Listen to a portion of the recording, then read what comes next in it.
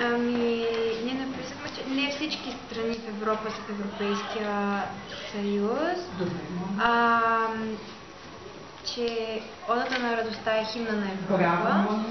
И тук написахме, че не навсякъде, но по принцип основната валута е еврото, така, единна валута има евро. И само това написахме. Добре, другите от този отбор?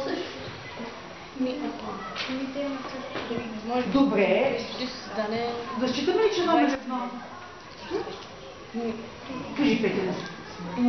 Той е създаден миналия век. Смяташ, че е създаден миналия век? Добре. А знаеш ли случайно, Петя, кое е принудило? Има някаква причина след това Европейски съюз? Какво се случило миналия век, да се създаде Европейски съюз? Ти си абсолютно прав. Аз просто в момента още че живея в 20 век и реших, че сгреша. Ти си абсолютно прав. Справа настоящото действително е миналия век. Така, Петя. Браво. Някакво основно влияние изиграва Втората световна война. Добре, Петя, браво. Може спокойно на номер едно отбор поне една точка. Тук малко. Така. Нещо друго отбор номер едно? Да се сети? Сега малко, да. Отбор номер две. Ние написахме, че в Европа има 12 държави и Одата на радостта е химна. Добре. Добре. Това ли е всичко за отбор номер 2? Добре. Отбор номер 3. Написахме, че в Европейския съюз се намират държавите България, Русия, Гърция, Македония, Германия и Италия. Така, тук веднага мога да кажа, че не знам татъка дали ще успеем. Има грешка в държавите. Значи Македония е кандидатка. Русия не е изобщо член на Европа. Това е вече, ще видите, което много хора може би не го знаят. Говоря не точно за Русия. И да видим другата двойка от трети отбор. В Европейския съюз има 12 държави.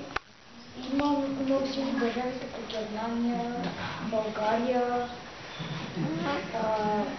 Италия и други. Добре, Илияне. Нещо някой да се е досетил, нещо друго да знае? Добре, това всички го знаят, браво. Химната е Одата на радостта, от коя симфония? А кой е автора на Одата на радостта? Кой велик композитор? Учихме го в 7-ти клас.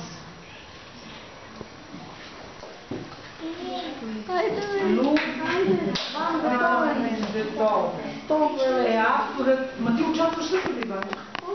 Мисля, ти си от учениците, защото си научиш. Бетовен е автора на Одата на радостта. Сега ще има в това, което ще видите, ако всичко работи, и кой е автор и на думичките. Думичките са на немски. Химна се пее, обикновено само се свири без пеене. Не може, разбира се, да се пее. Така, сега по въпроса, защото не знам тази къде ще имам възможност да споменем. Все пак, защото имаш тук доста така неправилни, специално относно страните. Веднага казвам, че страните в Европейския съюз са 28. С България. След това ще видим кой кога се присъединява. А сега да видим някои от учениците, знае ли колко са страните в Европа? Всички европейски страни колко са? Добре, ще отговоря. 50. И сега вижте, от 20... Изобщо аз също смятах, че повече страни са членове на Европейския съюз. Да, но не чак толкова голяма разлика. Значи 22 страни не са, 28 са. Ако някой се интересува, аз специално сега да ги извадам, но много големи държави не са членове на Европа. Първо прави впечатление тези, които са заглеждали в картите, че Швейцария, която е в центъра на Европа, не е. Русия, която е много голяма държава, не е. Азербайджан, Грузия не са. Македония чака, Турция чака. Ето тук също има едно Сърбия не, и тя мисля, че не чака. Черна гора, Босна и Херцеговина не са. Те все още, за 22 страни не са членки все още на Европа. Дали ще станат? Бъдеще ще скаже. Но има